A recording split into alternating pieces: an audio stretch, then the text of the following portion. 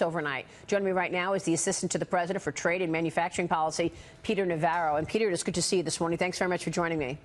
Good morning, Maria. What is your answer to the discussion that you just heard in terms of these debtor nations having to pay back loans, and they're doing it with devalued currencies as a result of these trade issues?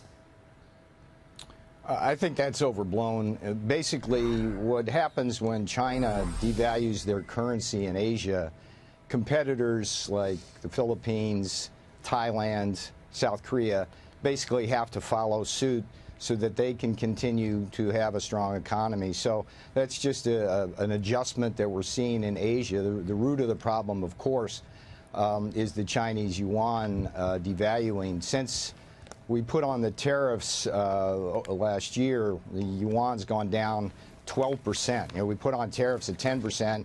Yuan goes down 12%, and they're basically trying to offset the effect of the tariffs, but it does have ripple effects. But this is not something that's threatening to the global economy. It's an adjustment. The good news is that President Trump, by branding China a currency manipulator, has stopped China's currency manipulation in its tracks. China has stated it will stabilize the yuan, and that's the first step back towards getting more stability in the currency markets. Yeah, but the trade policy is going to unwind all of that.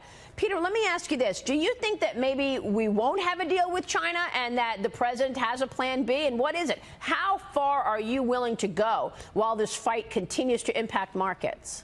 So all of those questions, I think, are unnecessarily going to stir up anxiety among investors. What matters here's what I'll tell you exactly what matters.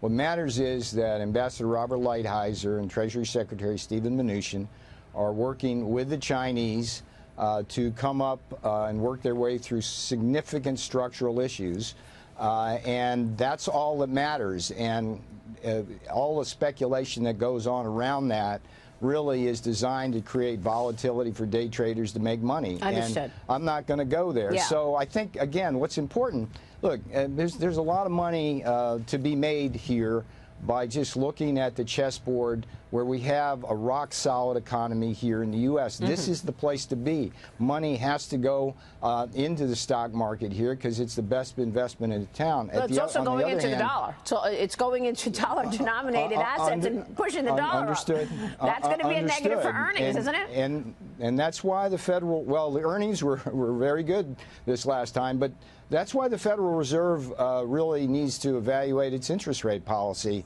We can't have this large spread between U.S. interest rates and the rest of the world and expect good things to happen.